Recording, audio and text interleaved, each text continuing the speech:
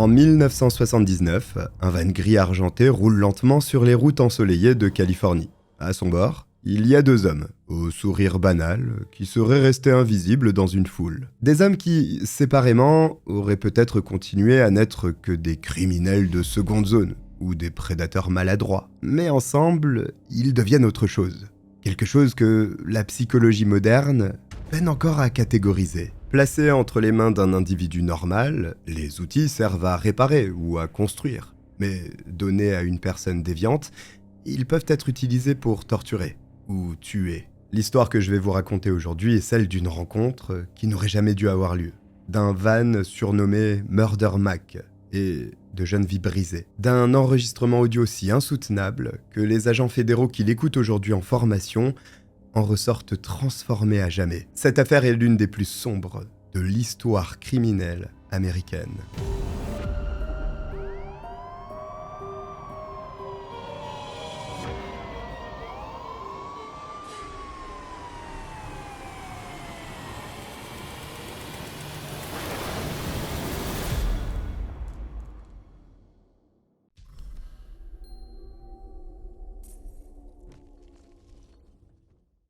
Bonjour à tous, je suis le Cogiteur, bienvenue pour cette nouvelle enquête criminelle, et accrochez-vous, ça va être chaud. Bon, juste avant, si vous voulez me soutenir, vous pouvez le faire en vous abonnant, c'est juste là, et je vous remercie d'avance pour ça. D'aucuns disent que certaines personnes sont faites pour se rencontrer, genre Macron et les Gilets jaunes. Le destin, cette force invisible, s'arrange parfois pour que deux âmes se croisent au moment précis où elles étaient censées le faire. Deux personnes qui trouvent l'amour, deux esprits créatifs qui forment un partenariat artistique brillant. Deux visionnaires qui changent le monde. Mais que se passe-t-il quand cette même force mystérieuse réunit deux individus dont les fêlures intérieures sont si parfaitement complémentaires qu'elles s'emboîtent comme les pièces d'un puzzle sinistre? Quand deux psychologies déviantes trouvent dans l'autre un miroir, un catalyseur. Avant que cette question ne trouve une réponse qui risque de vous glacer le sang, laissez-moi vous présenter les deux protagonistes de notre affaire. Lawrence Bittaker voit le jour le 27 septembre 1940 à Pittsburgh, en Pennsylvanie. Son arrivée au monde ne suscite aucune joie chez ses géniteurs, parce que le couple avait délibérément choisi de ne pas avoir d'enfant. Déposé très peu de temps après sa naissance en orphelinat par sa mère biologique, le nourrisson ne connaît pas le long purgatoire de l'attente. La famille Bittaker le recueille rapidement et lui offre un nom, mais aussi une enfance marquée par un perpétuel déracinement. Son père adoptif, George, travaille dans l'industrie aéronautique, spécifiquement dans la construction d'avions. Cette carrière, si elle assure un certain confort matériel, impose à toute la famille une existence nomade. De la Pennsylvanie à la Floride, puis vers l'Ohio, avant de finalement s'établir en Californie. Le jeune Lawrence est régulièrement propulsé vers de nouveaux environnements, dans lesquels il doit sans cesse recommencer à s'intégrer. Cette instabilité géographique façonne un esprit brillant, mais incapable de s'ancrer. Doté d'un remarquable QI de 138, Lawrence possède une intelligence qui aurait pu lui ouvrir bien des portes. Et ça va lui en ouvrir. Bon, ce seront les portes d'une cellule de 9 mètres carrés, mais bon, c'est toujours ça. Pourtant, l'univers scolaire ne parvient jamais à capter son attention. Il le qualifie lui-même d'ennuyeux et trouve sa satisfaction ailleurs, dans l'interdit. Il se frotte pour la première fois à la police à seulement 12 ans, à cause d'un banal vol à l'étalage. Ce premier pas dans la délinquance devient le prélude d'une mélodie criminelle qui s'amplifie durant les 4 années suivantes, à mesure que se multiplient ses démêlés avec la justice pour des faits similaires. Lawrence expliquera plus tard que ces transgressions juvéniles étaient autant de tentatives maladroites destinées à combler un vide affectif, laissé par des parents adoptifs émotionnellement distants, comme une quête désespérée d'attention. L'abandon de ses études à 17 ans marque la véritable début de sa descente vers la criminalité. Libéré des contraintes scolaires, il dispose désormais de tout le temps nécessaire pour explorer des chemins plus sombres. Il commence alors à commettre des infractions de plus en plus graves en Californie, où sa famille avait posé ses valises. Moins d'un an après avoir quitté les bancs du lycée, il franchit un nouveau seuil dans la délinquance. Un vol de voiture, suivi d'un délit de fuite, d'abord au volant du véhicule dérobé, puis à pied. Pour ces infractions, il est incarcéré à la California Youth Authority, où il reste enfermé jusqu'à ses 18 ans. Après sa sortie de détention, Lawrence a une bien mauvaise surprise. Il découvre que ses parents adoptifs ont profité de son incarcération pour déménager dans un autre état, sans laisser d'adresse. Ils l'ont complètement renié, et il n'a plus de contact avec eux par la suite. Il est facile d'en conclure que ce deuxième abandon ne l'a probablement pas encouragé à revenir dans le droit chemin. La vie de Lawrence semble suivre un cycle implacable, dont il ne peut ou ne veut pas s'échapper. À peine libéré de la California Youth Authority, il plonge immédiatement dans une spirale criminelle qui n'est pas appelée à s'arrêter de sitôt. L'été 1959 le voit déjà condamné pour avoir passé les frontières de l'État à bord d'un véhicule volé. C'est le premier crime d'une longue série qui lui vaut 18 mois d'incarcération. D'abord au centre de réforme de l'Oklahoma, puis au centre médical pour prisonniers fédéraux de Springfield, dans le Missouri. Après cela, pour Lawrence, la liberté n'est qu'un bref interlude avant le prochain forfait. Relâché en 1960, il ne tarde pas à retrouver le chemin du tribunal. En quelques mois seulement, il est arrêté à Los Angeles pour cambriolage. Et en mai 1961, il écope d'une sentence beaucoup plus lourde que les précédentes. 15 ans de prison. C'est durant cette incarcération qu'un premier portrait psychologique se dessine. Le psychiatre qui examine Lawrence note sa nature profondément manipulatrice et une hostilité considérable cachée qui couve sous la surface. Pourtant, le système judiciaire ne cesse d'être clément envers lui. En 1963, alors qu'il n'a purgé que 2 ans de détention sur les 15 qu'il devait faire, il est relâché. Mais offrez-lui une arme à sa sortie aussi tant qu'on y est, non? Bon, comme attiré par un aimant invisible, chaque once de liberté qu'il regagne le ramène au crime. Sans surprise. L'année suivante, Lawrence retourne derrière les barreaux pour la violation des conditions de sa libération conditionnelle. 2 ans plus tard, en 1966, son évaluation psychiatrique révèle une personnalité troublante.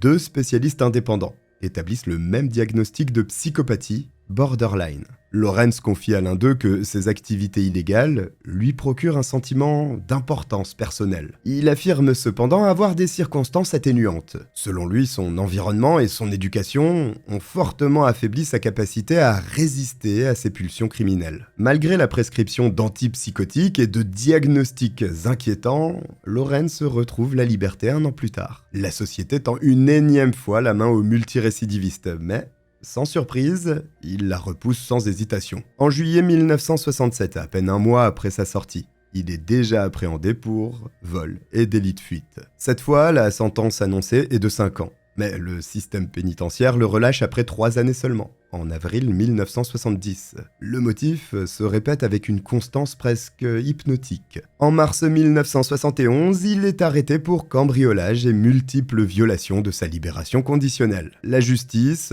peut-être lassée par cette récidive chronique, prononce cette fois une peine plus sévère, de 6 mois à 15 ans d'emprisonnement. Pourtant, comme bloqué dans un cycle infernal, le système le libère encore. Au bout de 3 ans, l'escalade vers la violence devient alors manifeste. En 1974, Lawrence franchit un nouveau seuil. Surpris en train de voler un steak dans un supermarché, il répond à l'intervention d'un employé par une violence disproportionnée. Lorsque Gary Louis le suit sur le parking pour lui demander s'il a simplement oublié de payer, Lawrence sort un couteau et le plante dans la poitrine du jeune homme. Il manque de peu son cœur. Si 2 autres employés n'étaient pas intervenus pour maîtriser Lawrence, l'issue de cette agression aurait pu être fatale pour sa victime. Gary survit, et on peut presque parler de miracle. Lawrence est condamné pour agression avec une arme mortelle, une qualification moins grave que la tentative de meurtre, et est envoyé à la California Men's Colony de San Luis Obispo. Ce qui aurait pu n'être qu'une nouvelle étape dans cette carrière criminelle sans fin, allait pourtant marquer un tournant décisif, parce que c'est dans cette prison que Lawrence va rencontrer celui qui transformera ses tendances criminelles en quelque chose de bien plus sordide, Roy Norris. L'enfance de Roy ressemble à une blessure qui ne cicatrise jamais, un terreau fertile pour la transformation d'un enfant en monstre. Né le 5 février 1948 à Greeley, dans le Colorado, sa vie commence déjà sous le signe du rejet. Fruit d'une conception hors mariage, ses parents ne s'unissent que pour échapper à l'opprobre social qui pèse alors sur les naissances illégitimes. Ce mariage de convenance marque le début d'une enfance pour le moins instable. Malgré la proximité géographique de sa famille élargie, conséquence des investissements immobiliers de son grand-père, Roy devient un perpétuel nomade. Entre un père qui travaille dans une casse automobile et une mère toxicomane incapable d'assumer son rôle, l'enfant est ballotté entre leur maison et diverses familles d'accueil, disséminées à travers l'État. Nulle part, il ne trouve refuge ou tendresse. Un peu comme la classe moyenne française. Dans ce parcours chaotique, les mauvais traitements s'accumulent. comme autant de couches sédimentaires formant le socle de sa personnalité. Quand Roy séjourne chez ses parents biologiques, ce sont des accusations injustes qui pleuvent sur lui. Et quand il est placé ailleurs, c'est la privation de nourriture, de vêtements décents et plus généralement de dignité qui devient son quotidien. Roy évoquera plus tard des abus sexuels subis dans une famille d'accueil hispanique, une expérience traumatisante qui alimente chez lui une forme de haine raciale. Lorsqu'il atteint l'âge de 16 ans, un incident révèle déjà ses déviances naissantes. En visite chez une parente d'une vingtaine d'années, Roy adopte un comportement sexuellement suggestif qui provoque son expulsion immédiate. Quand son père apprend ce qu'il vient de faire, il menace de le châtier physiquement. Alors l'adolescent s'enfuit au volant de la voiture familiale. Cette première transgression le conduit jusqu'aux montagnes rocheuses où, dans un geste désespéré qui préfigure la violence dont il deviendra capable, il tente de mettre fin à ses jours en s'injectant de l'air dans une artère. Cet échec marque un tournant dans sa vie. Ramené chez lui par les autorités, Roy affronte alors la vérité crue que lui assènent ses parents. Sa sœur cadette et lui ne sont que des enfants non désirés. Obstacle temporaire à un divorce déjà programmé pour leur majorité. Cette révélation achève de briser ce qui pouvait subsister d'humanité chez l'adolescent. L'année suivante, Roy abandonne l'école pour s'engager dans la marine américaine, la première structure qui l'accueille, sans le rejeter d'emblée. Stationné à San Diego en 1965, puis brièvement déployé au Vietnam en 1969, il traverse ses 4 années de service sans confrontation directe avec la guerre. Cette parenthèse de normalité apparente ne suffit pourtant pas à contenir ses pulsions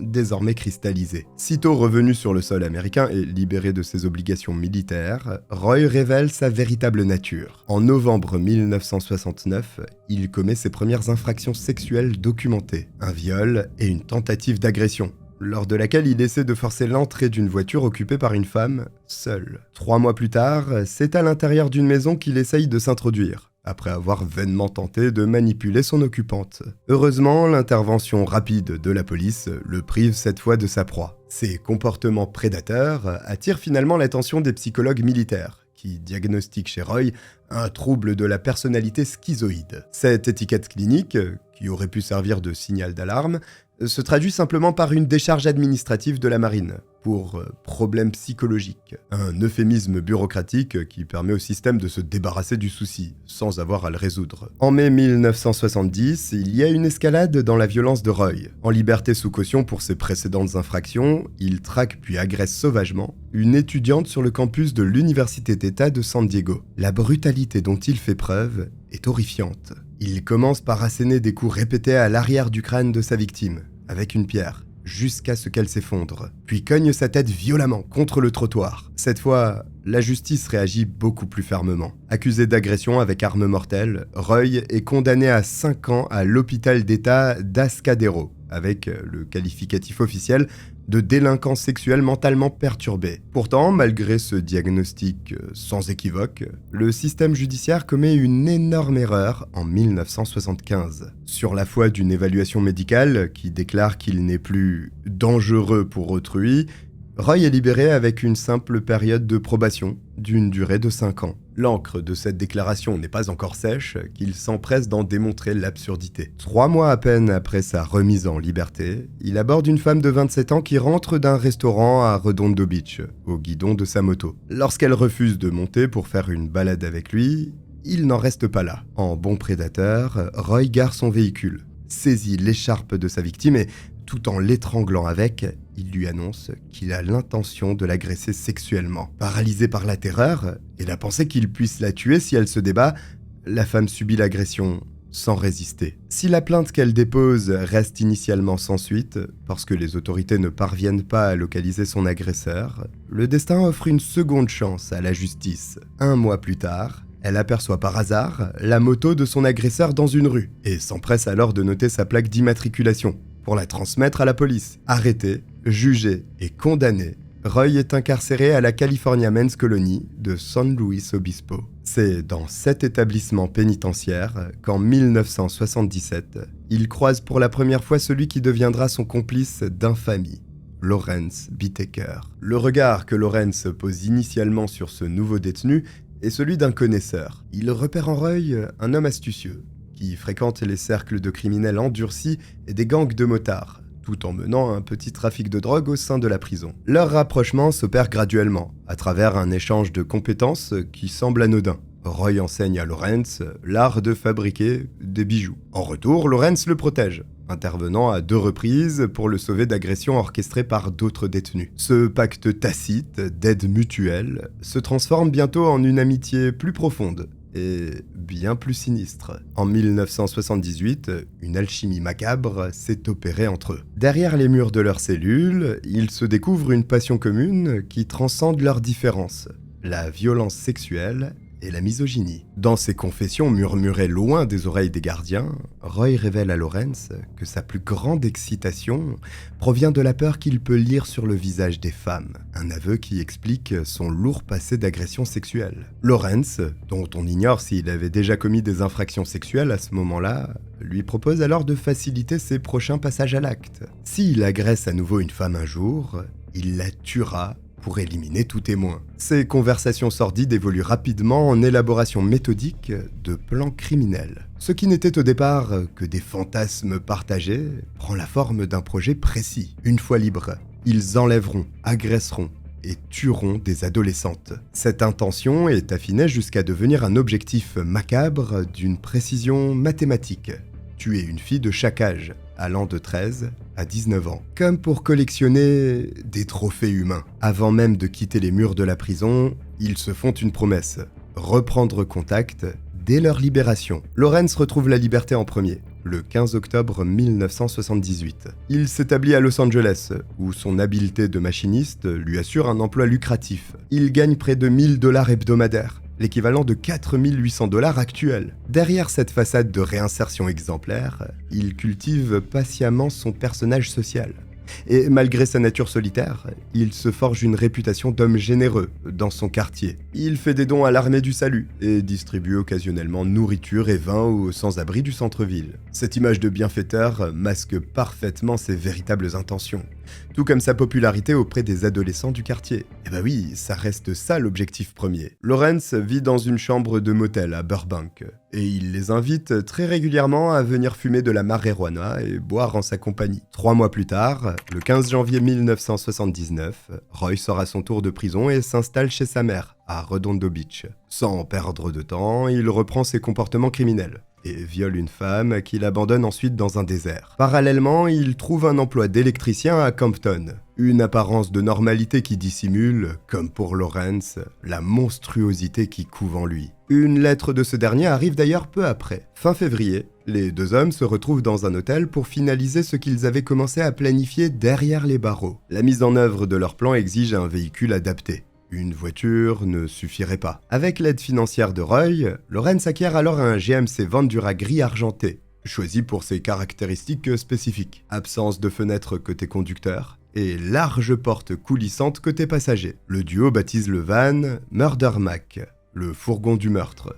Un nom qui révèle leurs intentions sans aucune ambiguïté. Les mois de février à juin 1979 sont consacrés à une répétition méticuleuse de leur modus operandi. Lawrence et Roy sillonnent les routes et prennent en stop plus de 20 jeunes femmes sans jamais les agresser. Ces essais à blanc leur permettent d'affiner leur technique de manipulation pour attirer les victimes et de repérer des lieux isolés, propices à leur forfait. Fin avril, justement, ils découvrent une route isolée dans les montagnes de San Gabriel. Lawrence, dans un geste qui symbolise leur appropriation de ce territoire de chasse, brise le cadenas du portail qui en bloque l'accès, avec un pied de biche, et le remplace par le sien. Ça y est, leur domaine est marqué, et les préparatifs s'intensifient. Lawrence et Roy repèrent les plages pour observer de potentielles futures victimes, et prennent des photos. Ils ne laissent aucun détail au hasard. Pendant ce temps, les signaux d'alarme qui auraient pu les arrêter restent ignorés. Malgré des évaluations psychiatriques identifiant leur dangerosité,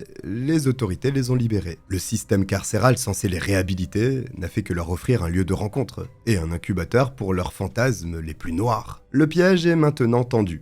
Ils ont le van et l'endroit. Et ce qu'ils vont faire va dépasser en horreur tout ce que les enquêteurs les plus aguerris avaient vu jusque-là.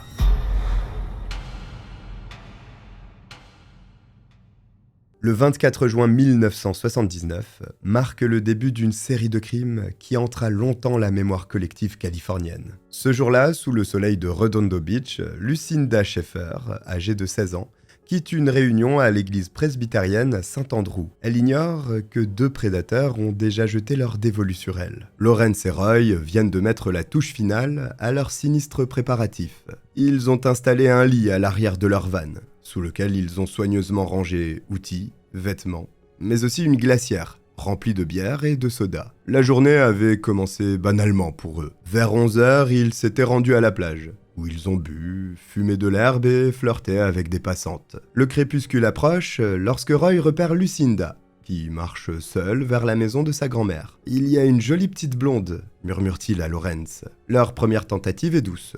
Il lui propose de la marijuana, puis de la raccompagner. Mais elle refuse. Alors la stratégie des 2 hommes change. Ils se garent plus loin le long d'une allée, et quand la silhouette de l'adolescente apparaît, Roy sort du véhicule et ouvre la porte coulissante, en se dissimulant partiellement derrière. Lawrence échange quelques mots avec Lucinda, puis la tire brutalement dans le van. La violence du geste fait qu'elle perd une chaussure sur le trottoir, et la porte du véhicule claque. Après ça, Lawrence monte immédiatement le volume de la radio, pour couvrir les cris de détresse de Lucinda, pendant que Roy l'attache et la bâillonne. C'est leur premier enlèvement, pourtant, leur mécanique est déjà parfaitement huilée. Dans les montagnes de San Gabriel, sur cette route isolée dont ils se sont approprié l'accès, le cauchemar commence pour leur victime. Étrangement, après sa panique initiale, Lucinda parvient à retrouver son calme, comme si, au-delà de l'incompréhension, une résignation face à l'inévitable s'était installée en elle. Ni larmes, ni résistance, ni question sur son éventuelle survie. Cette dignité silencieuse face au mal deviendra dans le récit ultérieur de Lawrence source d'une fascination morbide. Le rituel commence. Roy demande à Lawrence de partir faire une promenade et de ne revenir que dans 1 heure pour qu'il puisse abuser de l'adolescente. À son retour, les rôles s'inversent. Cependant, Roy ne peut pas résister à une seconde agression sexuelle. Et c'est pendant cet horrible moment que Lucinda brise brièvement ce silence stoïque. Elle demande s'ils ont l'intention de la tuer. La réponse négative la pousse à formuler une requête poignante dans sa simplicité.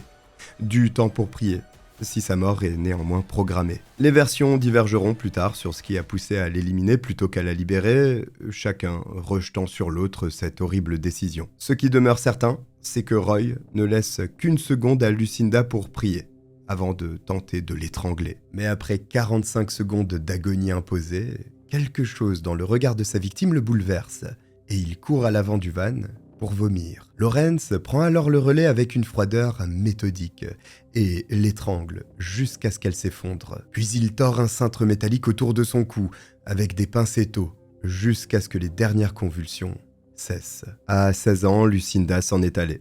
Et sa prière restera à jamais inachevée. Après avoir été enveloppé dans un rideau de douche en plastique, son corps est précipité dans un canyon, que Lawrence avait repéré précisément pour cet usage. Les animaux la mangeront, assure-t-il à Roy.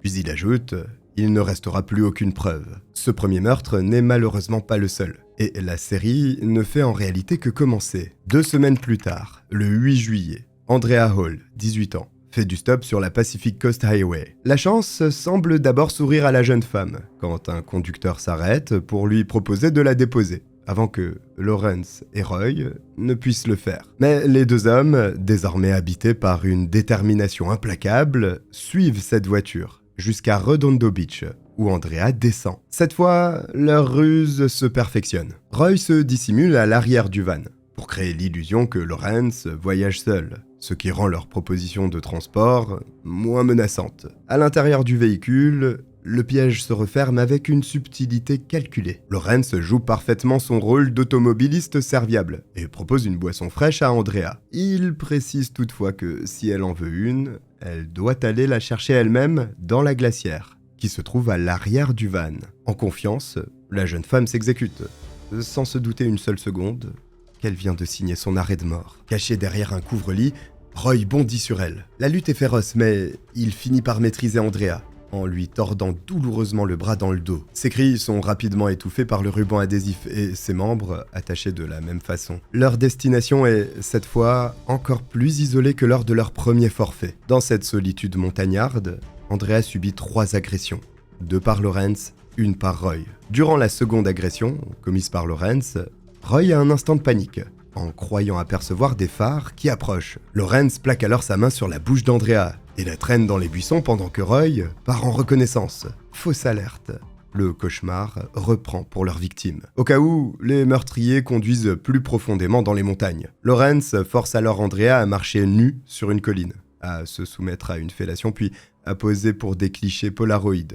Documentation macabre de leur emprise. Dans un troisième lieu, tandis que Roy s'absente pour aller acheter de l'alcool, Lawrence continue de tourmenter la jeune femme. À son retour, Roy découvre que son complice a pris 2 nouvelles photographies et surtout qu'il est à présent seul. Elle montre le visage d'Andrea, dans ce qu'il décrira plus tard comme l'expression de la terreur pure. La cruauté atteint alors des sommets presque inimaginables. Lawrence révèle à Roy qu'il a promis à Andrea une chance de survivre, en lui demandant de lister toutes les raisons pour lesquelles elle mériterait d'être épargnée. Espoir illusoire, parce qu'une fois sa plaidoirie terminée, il a enfoncé un pic à glace dans son oreille jusqu'au cerveau et a retourné son corps pour répéter le geste dans l'autre oreille. Lawrence s'est acharné jusqu'à ce que l'instrument se brise, puis il a étranglé Andrea. Un étranglement qui n'a pas dû servir à grand-chose, parce qu'elle était sûrement déjà morte. Après cela, il a jeté son corps du haut d'une falaise. Le 3 septembre, leur méthodologie criminelle atteint un nouveau degré d'organisation, quand ils repèrent Jackie Gilliam et Jacqueline Lamp,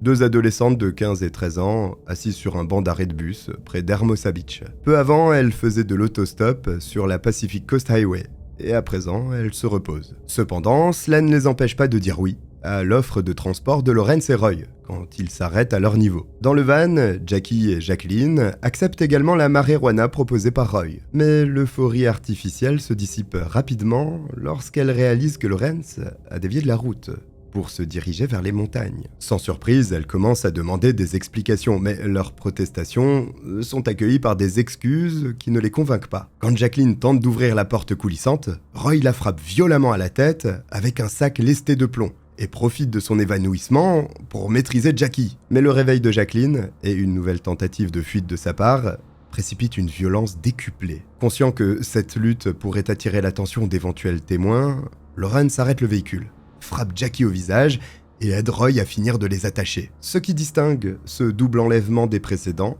est la durée de la séquestration. Pendant près de 2 jours, les adolescentes sont maintenues captives, subissant des abus répétés. Lawrence et Roy dorment dans le van à côté de leurs victimes et se relaient pour monter la garde. Durant cette période, Lawrence emmène Jacqueline sur une colline et la force à poser pour qu'il puisse prendre des photos. Il demande ensuite à Roy de le photographier avec leurs victimes, habillées et nues. L'escalade dans l'horreur se manifeste lors des 3 agressions que subit Jackie. La première est enregistrée sur bande. Lawrence la force à prétendre qu'elle est sa cousine, pendant qu'il l'encourage cyniquement à exprimer librement sa douleur. La torture devient systématique. Il lui poignarde les seins avec un pic à glace et utilise une pincetto pour arracher partiellement l'un de ses mamelons. Après ces 48 heures d'enfer, Roy suggère que Jackie, qui s'est montrée coopérative, soit tuée rapidement. La réponse de Lawrence cristallise toute son inhumanité. Non, elle ne meurt qu'une fois de toute façon. Jackie subit le même sort qu'Andrea. Pic à glace enfoncé dans les 2 oreilles, puis strangulation. Jacqueline est ensuite forcée à sortir du van. Puis Lawrence lui dit « Tu voulais rester vierge, maintenant tu peux mourir vierge ». Un coup de marteau asséné par Roy précède une tentative d'étranglement effectuée par Lawrence. Quand, contre toute attente, Jacqueline ouvre les yeux, alors que les meurtriers la croyaient morte. Cette pourriture de Roy reprend le marteau, pendant que Lawrence resserre son emprise jusqu'à l'asphyxie finale. Les corps des 2 amis sont jetés par-dessus un talus et disparaissent dans l'enchevêtrement formé par le chaparral en contrebas. Avec chaque crime, Lawrence et Roy perfectionnent leur technique, deviennent plus audacieux et plus méthodiques. L'enregistrement des tortures infligées à Jackie devient un trophée qu'ils conservent précieusement, témoignage d'une psychopathologie abyssale et d'un besoin de documentation qui révèle leur désir pervers de revivre ces moments. La Californie ignore encore l'existence de ce duo meurtrier. Pourtant, bientôt, une faille apparaîtra dans leur système apparemment infaillible. Une jeune femme va accomplir ce qui semblait impossible, survivre à leur rituel de mort, et, ce faisant, enclencher le compte à rebours de leur capture.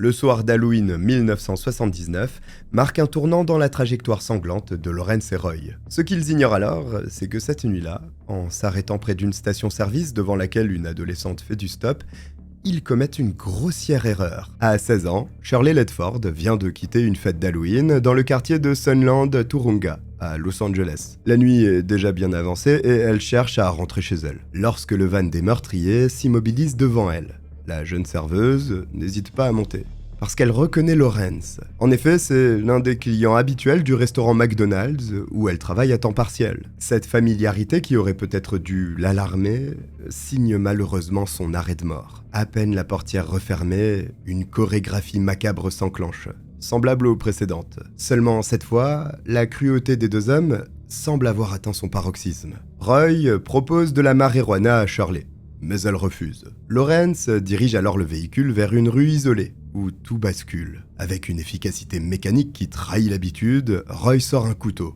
et attache Shirley avec du ruban adhésif, dont il se sert pour étouffer ses premières protestations. Ensuite, les rôles s'échangent. Roy prend le volant tandis que Lawrence rejoint leur captive à l'arrière. Pendant plus d'1 heure, le van erre sur la route, sans destination précise, pendant que le calvaire de Shirley commence. Lawrence libère sa bouche et ses jambes du ruban adhésif, non pas par compassion, mais pour mieux savourer ses supplications. Son jeu pervers débute par des gifles et des moqueries, puis il s'intensifie avec des coups de poing accompagnés d'ordres. « Dis quelque chose !» Quand les cris de Shirley déchirent enfin le silence qui règne dans le van, Lawrence y trouve une satisfaction qui le pousse à exiger davantage. Crie plus fort. Une lueur sadique dans le regard, il l'interroge avec un détachement glacial. Qu'est-ce qui ne va pas ?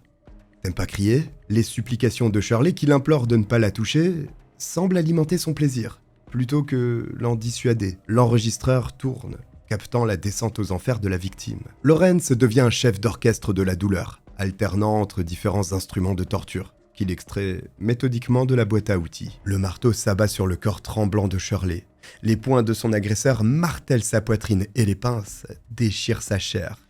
Tout cela entrecoupé d'abus répétés. Depuis l'avant du véhicule, Roy entend les hurlements incessants de l'adolescente, la cacophonie des outils qui heurtent le plancher du van, les supplications qui s'épuisent progressivement. Lorsque Lawrence se lasse enfin, Roy prend sa place et rallume l'enregistreur pour documenter cette seconde séance de torture. « Vas-y, écris, ou je te ferai crier », ordonne-t-il, avant que Shirley, résignée, ne promette d'obéir s'il cesse de la frapper. Ses cris stridents résonnent dans l'habitacle exigu, jusqu'à ce qu'il lui ordonne de se taire. L'instant d'après, la vision du marteau que Roy saisit arrache à Shirley un « Oh non !» désespéré. Le premier coup frappe son coude gauche. « Tu m'as cassé le coude !» murmure-t-elle, avant d'implorer « Ne me frappe plus !» Ignorant complètement ses suppliques, Roy lève à nouveau l'outil. « Non, non !» crie-t-elle. Mais cela n'arrête pas l'homme, qui porte 25 coups supplémentaires au même endroit et broie l'articulation déjà fracturée. « De quoi pleurniches-tu » demande-t-il avec indifférence, tandis que les sanglots et les cris de Shirley se mêlent pour ne plus former qu'une complainte ininterrompue. Après 2 heures de cette torture méthodique, Roy met fin au calvaire de Shirley, en serrant un cintre métallique autour de son cou, à l'aide de pinces. Elle meurt les yeux ouverts, sans même s'être débattue, parce qu'elle n'avait plus la force d'opposer une quelconque résistance. Mais l'horreur ne s'arrête pas après son dernier souffle. Pris d'un orgueil morbide, Lawrence décide d'abandonner le corps dans un lieu visible. Curieux de la réaction médiatique que cette triste découverte provoquera, ils choisissent une résidence située à Sunland, tout à fait au hasard, et jettent le cadavre de Shirley, sans cérémonie, dans un parterre de lierre ornant la pelouse avant. À l'aube, un coureur matinal le découvre et prévient immédiatement les autorités. L'autopsie du corps de Shirley révèle l'étendue des sévices qu'elle a subis. L'adolescente a été abusée, étranglée. Son visage, son crâne et sa poitrine ont été martyrisés et son coude gauche est fracturé en plusieurs endroits. Son olécrâne, la partie haute du cubitus, a été littéralement pulvérisé par les coups répétés qui lui ont été portés. Les tissus génitaux et rectaux de Shirley sont déchirés et portent les marques des pinces que Lawrence a utilisées comme instrument sur ses parties intimes. Sa main gauche présente une plaie perforante, un doigt de sa main droite est entaillé. Son corps à lui seul cartographie une souffrance que l'esprit peine à conceptualiser. Mais l'ultime perversion de Lawrence ne s'arrête pas à l'acte lui-même. Il aura plus tard l'insolence de prétendre que l'enregistrement témoigne simplement d'une relation à trois consentie. Plus troublant encore, il affirmera que Shirley les aurait suppliés de mettre fin à ses jours vers la fin de son calvaire. Des odieux mensonges qui ne tromperont personne face à l'évidence acoustique de sa souffrance. Mais la machine meurtrière des deux hommes, si méthodique soit-elle, portait déjà en elle les germes de sa destruction. Le 30 septembre 1979, un mois avant le meurtre de Shirley, leur système apparemment infaillible a révélé sa première fissure significative. Ce jour-là, ils ont tenté d'enlever Robin Robeck, une adolescente de 16 ans, en suivant leur protocole habituel. Son visage a été aspergé de mace, un spray incapacitant normalement utilisé pour l'autodéfense. Puis elle avait été traînée dans le van et agressée par les deux hommes. Mais contrairement à leurs autres victimes, Robin n'a pas été tué. Pour une raison que seuls Lawrence et Roy connaissent, ils l'ont relâché. Ce changement dans leur mode opératoire est devenu leur première erreur stratégique. Contrairement aux ombres silencieuses que représentent désormais Lucinda, Andrea, Jackie et Jacqueline, Robin peut témoigner. Et sa voix devient celle des 4 disparus. Devant les enquêteurs, elle dépeint avec une grande précision le profil de ses agresseurs. 2 hommes caucasiens d'une trentaine d'années. Elle donne aussi beaucoup d'informations relatives à leur véhicule et décrit l'usage du mace comme une arme de soumission. Puis détaille chronologiquement son calvaire. De l'enlèvement aux abus, jusqu'à cette libération inattendue qui contraste avec le sort des précédentes victimes. Pourtant, malgré la richesse de ce témoignage, l'enquête s'enlise. Sans éléments concrets pour identifier ces 2 hommes dans l'immensité de la Californie, la police classe la déposition de Robin parmi les innombrables cas d'agression sexuelle non résolus qui submergent les commissariats. L'évidente connexion avec les disparitions récentes d'adolescentes reste invisible aux yeux des autorités. Prisonnière d'une vision fragmentée, dans laquelle chaque crime est un incident isolé. C'est dans ce contexte d'impunité apparente que Lawrence commet une seconde et très grossière erreur. Il abandonne le corps de Shirley sur une pelouse d'une résidence à Sunland, curieux de voir si son crime atroce va, oui ou non, provoquer un engouement médiatique. Jusqu'alors, Lawrence et Roy avaient méticuleusement dissimulé les dépouilles de leurs victimes dans l'immensité sauvage des montagnes de San Gabriel. Ils les jetaient dans des ravins, laissant la nature elle-même devenir complice de leur plan macabre. Cette fois, poussé par un orgueil morbide et un désir de reconnaissance publique, signature d'une prise de conscience des tueurs en série, Lawrence choisit la visibilité. Ce changement de tactique, motivé par la vanité plutôt que par la précaution, devient l'équivalent de l'apogée flamboyante de son œuvre macabre. Ainsi, la découverte du corps martyrisé de Shirley par un coureur matinal ne déclenche pas seulement les sirènes des véhicules de police, mais aussi l'arrivée des camionnettes de journalistes. Les médias s'emparent de l'affaire avec la voracité que Lawrence avait peut-être espérée. Mais cette publicité ne fait pas que satisfaire son ego démesuré. Elle engendre une pression sociale et politique immense sur les forces de l'ordre. Face aux gros titres et aux photos de Shirley diffusées sur tous les écrans, les enquêteurs redoublent d'efforts. La ville entière retient son souffle. Chaque parent craint pour ses enfants, et dans ce climat d'urgence collective, les ressources policières se multiplient. Ce que Lawrence n'avait pas prévu, c'est que la lumière médiatique invoquée par sa vanité allait bientôt illuminer chaque recoin de son parcours criminel. L'arrogance qui les avait poussés à conserver des trophées transforme désormais chaque souvenir en pièce à conviction potentielle. Ces photos polaroïdes, ces enregistrements audio et même les bijoux volés aux victimes vont se révéler être leur talon d'Achille. Cette même compulsion qui les poussait à documenter leurs crimes pour en revivre l'extase perverse a créé un arsenal de preuves attendant juste d'être découvert. Plus dangereux encore que ces objets incriminants, leur propre besoin de validation sociale les pousse vers l'abîme. Incapables de contenir leur fierté perverse, ils commencent à évoquer leurs exploits auprès d'autres personnes. Ils recherchent peut-être, dans le regard horrifié de leurs confidents, une reconnaissance de leur œuvre. Mais cette vantardise les expose progressivement au risque d'être dénoncés. Ainsi, la fin de leur règne de terreur se dessine là où ils ne l'attendent pas. Non pas dans une confrontation spectaculaire avec les forces de l'ordre, ou dans une erreur technique, mais dans la trahison plus intime d'un confident, choqué par leur confession. Leur empire de souffrance, bâti dans l'ombre des montagnes californiennes, sera finalement ébranlé de l'intérieur, par la parole d'un témoin indirect de leur récit macabre.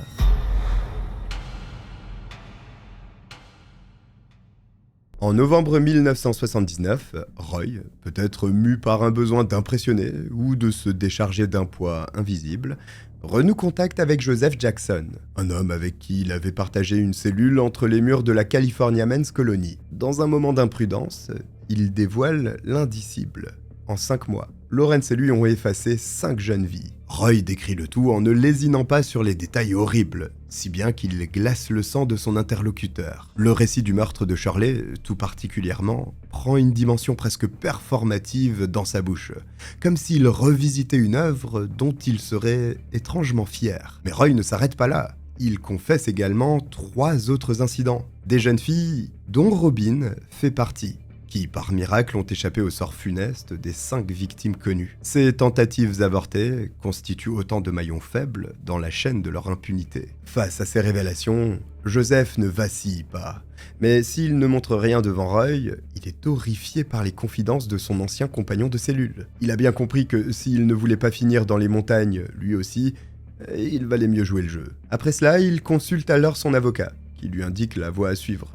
Dénoncer ces atrocités aux autorités sans délai. La police de Los Angeles, puis celle d'Hermosa Beach, reçoivent son témoignage. C'est le détective Paul Bynum qui hérite de cette affaire, et elle marquera sa vie bien au-delà de l'imaginable. Le fil d'Ariane que Joseph a placé entre ses mains se révèle précieux. Les déclarations que lui a faites Roy concordent avec plusieurs signalements de disparition survenus ces derniers mois. L'histoire de cette victime, aspergée de maïs puis agressée dans un van par 2 hommes blancs, trouve enfin son écho dans un rapport déposé 2 mois auparavant. Le détective envoie donc un enquêteur dans l'Oregon, où Robin s'est réfugiée après son calvaire. Confrontée à des photographies d'identité judiciaire, elle désigne sans l'ombre d'une hésitation les visages de Lawrence et Roy. Enfin, une identification éclair, qui représente la première confirmation tangible des récits de Joseph, et une première victoire pour les enquêteurs. La surveillance de Roy s'organise immédiatement, et en quelques jours à peine, les officiers en planque le surprennent en flagrant délit de trafic de marijuana, un prétexte idéal pour l'arrêter, et surtout l'empêcher de nuire à nouveau. Le 20 novembre 1979, Roy est appréhendé pour violation des conditions de sa libération conditionnelle. Lawrence tombe le même jour et pour le même motif, parce qu'il est également en possession de stupéfiants à l'arrivée de la police. Ce motif d'arrestation banal masque l'ampleur véritable de l'enquête qui se déploie dans l'ombre. Malgré l'identification formelle sur photographie, Robin se montre incapable de reconnaître ses agresseurs dans un alignement policier classique. Cette défaillance aurait pu fragiliser l'accusation. Mais les perquisitions viennent bouleverser la donne. La chambre de Lawrence révèle un sanctuaire de l'horreur. Les enquêteurs y trouvent des photos Polaroid d'Andrea et Jackie, disparus des mois plus tôt. Ils mettent également la main sur 7 bouteilles de produits acides que Lawrence destinait, comme ils le découvriront plus tard, à de futures tortures. Le van, scène de crime mobile, livre à son tour ses secrets. Un marteau, des poids en plomb, un guide de localisation des fréquences radio policières, de la vaseline des bijoux féminins et, pièce maîtresse de ce puzzle monstrueux, un enregistrement audio. La mère de Shirley n'a besoin que de quelques secondes d'écoute pour identifier la voix de sa fille unique, suppliant ses bourreaux, dont les rires et menaces résonnent en arrière-plan. Dans l'appartement de Roy, c'est un bracelet lui appartenant qui vient compléter ce tableau. Souvenir tangible d'une vie arrachée. Contrairement à celui de Shirley, l'enregistrement de l'agression de Jackie, que Lawrence affirme avoir enterré dans un cimetière, n'a pas été retrouvé. En revanche, un total de près de 500 clichés de jeunes femmes et adolescentes sont découverts chez les 2 hommes. Si la majorité d'entre elles semblent avoir été photographiées à leur insu sur les plages de Redondo et Hermosa Beach, ou dans un lycée de Burbank, l'une de ces images retient particulièrement l'attention des enquêteurs. On peut y voir une jeune femme blanche non identifiée, immortalisée dans des circonstances identiques à celles dans lesquelles Andrea et Jackie ont été photographiées. Une possible 6e victime, dont le sort demeure inconnu à ce jour. Le 30 novembre 1979, Roy comparaît pour une audience préliminaire concernant l'agression sexuelle de Robin. Déjà, le vernis de confiance qu'il affichait se craquelle sous la pression. Face au procureur Stephen Kay, il renonce à ses droits Miranda. Première fissure dans un mur d'arrogance qui s'effondre bientôt complètement. D'abord, il nie tout. Puis, confronté à la masse accablante de preuves accumulées, il capitule et passe à table. Son flot de confessions s'écoule alors avec une indifférence effroyable, qui stupéfie même les enquêteurs les plus aguerris. Il décrit le mode opératoire du duo qu'il formait avec Lawrence en toute insouciance, et détaille chaque meurtre, tout en tentant de minimiser son rôle. Il rejette sur son complice la responsabilité des actes les plus barbares. Cette stratégie de survie transparaît dans chacun de ses propos. Oui, il était présent, mais l'escalade de violence, c'était Lawrence. Les détails qu'il fournit corroborent pourtant sa culpabilité profonde. Il sait que Lucinda sortait d'une réunion à l'église presbytérienne et qu'elle a perdu une chaussure en se débattant. Il connaît l'ascendant hispanique de Shirley et se souvient que Lawrence lui avait proposé un rendez-vous, qu'elle avait décliné quelques semaines avant son enlèvement. Autant de preuves irréfutables de sa participation active à ces crimes. Le 7 février 1980, lors d'une conférence de presse, le shérif Peter Peaches évoque les abus sadiques et barbares infligés aux victimes et annonce que 5 chefs d'accusation de meurtre au premier degré seront portés contre les 2 hommes. Il révèle également que sur les centaines de jeunes femmes photographiées, 60 ont été identifiées et retrouvées saines et sauves. Mais le shérif n'a pas que des bonnes nouvelles. Il dit que le doute demeure au sujet de 19 autres personnes, actuellement portées disparues et peut-être mortes. Ce, alors qu'aucune preuve concluante ne permette d'affirmer formellement que le duo est impliqué. Roy accepte de collaborer pleinement avec les enquêteurs, et il les guide dans les montagnes de San Gabriel à la recherche des corps des victimes. Malgré des fouilles minutieuses, Lucinda et Andrea demeurent introuvables, avalés par la nature sauvage, comme Lawrence l'avait prédit. Le 9 février 1980, c'est dans le lit asséché d'un canyon que les restes squelettiques de Jackie et Jacqueline sont enfin découverts, éparpillés sur des dizaines de mètres. Un pic à glace est encore logé dans le crâne de Jackie, et de multiples fractures sur celui de Jacqueline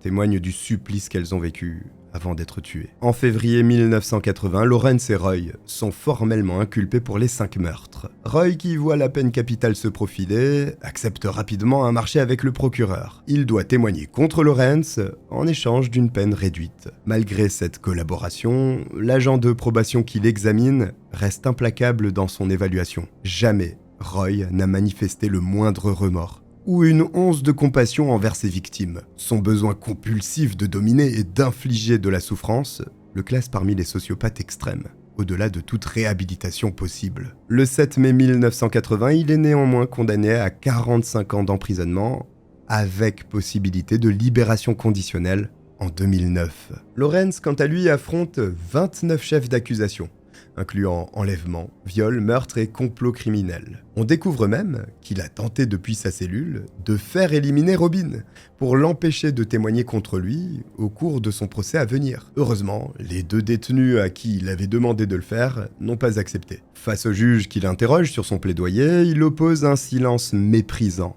contraignant le magistrat à enregistrer un plaidoyer de non-culpabilité en son nom. Le procès de Lawrence s'ouvre le 19 janvier 1981 à Torrance, devant le juge Thomas Fredericks. Roy devient alors la pièce maîtresse de l'accusation. Devant la cour, il détaille avec une froide précision leur rencontre en prison, l'élaboration de leur plan criminel, puis l'exécution méthodique de celui-ci. D'autres témoins rapportent la manière dont Lawrence exhibait fièrement les photos de ses victimes, ou leur faisait écouter les enregistrements audio, comme on expose un trophée dont on est fier. Lloyd Douglas, l'un de ses anciens compagnons de cellule, relate les descriptions complaisantes que Lawrence lui faisait des tortures infligées, notamment de ses pinces qu'il a utilisées sur les parties intimes de Shirley, et des nombreux coups qu'il a portés sur ses seins pour les faire rentrer dans sa poitrine. Mais c'est une partie de l'enregistrement audio, créé pendant la torture de Shirley, qui constitue la pièce la plus accablante. Une centaine de personnes présentes dans la salle d'audience entendent 17 minutes de sa descente aux enfers, en réalité longue de plusieurs heures. Jurés et public pleurent ouvertement, et certains fuient la salle, incapables d'en entendre davantage. Lawrence, imperturbable, a le sourire pendant toute la durée de la diffusion. Le 5 février, il monte à la barre pour sa propre défense et échafaude un édifice de mensonges qui s'écroule sous son propre poids. Il nie avoir connu Lucinda, prétend qu'Andrea était une prostituée consentante et que Jackie avait accepté de l'argent pour coucher avec lui et poser pour des photos. Mais aussi que Shirley criait théâtralement pour l'enregistrement. Enfin, il rejette régulièrement la faute sur Roy. Il le présente comme le véritable auteur de ces meurtres et affirme que plusieurs des victimes sont mortes ou ont disparu après avoir été laissées seules dans le van avec lui. Le 17 février 1981, après 3 semaines de procès et 3 jours de délibération, le jury rend son verdict et déclare Lawrence Bittaker coupable de toutes les charges qui pèsent contre lui. Le mois suivant, il est condamné à la peine capitale pour 5 meurtres avec préméditation. Et pendant l'annonce de sa sentence, il fixe les jurés, sans trahir la moindre émotion. Par précaution, le juge prononce également une peine alternative de 199 ans et 4 mois d'emprisonnement, au cas où la peine de mort serait commuée en peine de prison. Dans le couloir de la mort, Lawrence se révèle être un prisonnier aussi procédurier que dépourvu de remords. Il multiplie les appels et recours, et parvient à repousser sa date d'exécution initialement fixée au 29 décembre 1989 jusqu'au 9 juillet 1991. Mais comme vous allez le voir, il ne sera finalement pas exécuté. Durant sa détention, il entame plus de 40 poursuites frivoles, allant jusqu'à se plaindre de biscuits cassés servis à la cafétéria, qu'il qualifie de traitement cruel et inhabituel. Cette stratégie d'obstruction judiciaire lui vaut d'être déclaré plaideur vexatoire en 1993, autrement dit un casse-couille, ce qui l'oblige désormais à obtenir l'autorisation préalable d'un juge avant de formuler tout nouveau recours. Lors d'une interview donnée en 2016, Lawrence prétend être trop honteux pour demander pardon aux familles de ses victimes. Une hypocrisie flagrante que les psychologues identifient comme une nouvelle manipulation. Le meurtrier adapte en réalité son discours en fonction de son interlocuteur. Le 13 décembre 2019, c'est finalement la nature qui accomplit ce que la justice n'a pu mener à terme. Lawrence meurt de cause naturelle dans le couloir de la mort de San Quentin, à 79 ans, et Roy le suit 3 mois plus tard, le 24 février 2020, à l'âge de 72 ans. Le procureur Stephen Kay avait prédit ce qui s'est finalement produit. Il avait affirmé que Lawrence mourrait de vieillesse avant d'être jamais attaché à une civière pour exécution. Et effectivement, il a survécu à la moitié des jurés de son procès, au juge, à l'enquêteur principal, à un procureur adjoint et à de nombreuses autres personnes impliquées dans son procès. Jusqu'à la fin, Roy a maintenu que sa participation au crime était motivée uniquement par le fait qu'il avait peur de Lawrence. Il a également affirmé qu'il avait envisagé de se dénoncer avant d'être arrêté, et qu'il avait même dissuadé 3 victimes potentielles. S'il admet avoir apprécié les agressions sexuelles, il insiste que seul Lawrence jouissait de la torture et des meurtres. Pourtant, les experts sont unanimes.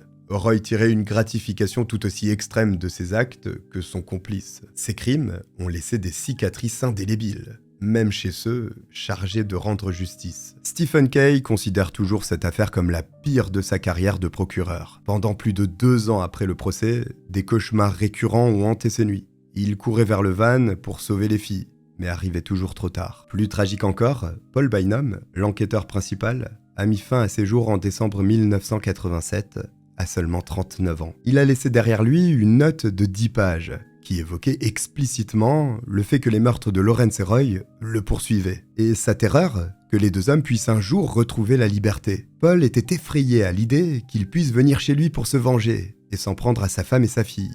Alors il s'est donné la mort, en espérant les protéger. Une bien triste décision, notamment quand on sait que les 2 meurtriers n'ont jamais été libérés, et qu'il s'est vraiment ôté la vie pour rien, si l'on peut dire. John Douglas, le plus fameux des profilers du FBI, a quant à lui décrit Lawrence comme l'individu le plus dérangeant dont il a dû créer le profil criminel. Si même lui dit ça, ça renforce clairement la monstruosité des crimes. L'enregistrement audio des derniers moments de Shirley, conservé par l'Académie du FBI, sert désormais à former et à désensibiliser les nouveaux agents face à la réalité brute de la torture et du meurtre. Les outils du crime reposent aujourd'hui, silencieux, dans des boîtes scellées d'archives judiciaires. Après avoir purgé 41 et 42 ans de prison, leurs utilisateurs ont rejoint le néant qu'ils avaient imposé à leurs victimes. Pourtant, les échos de leurs actes horribles continuent de résonner dans les formations du FBI, dans les procédures d'évaluation psychiatrique, dans la mémoire endeuillée des familles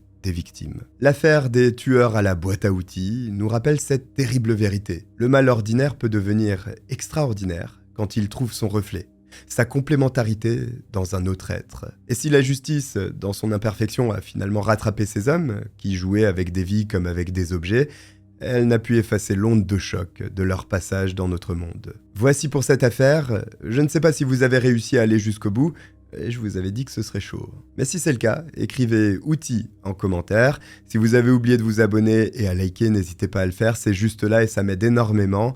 Je vous remercie de m'avoir regardé, je vous dis à très vite. À bientôt.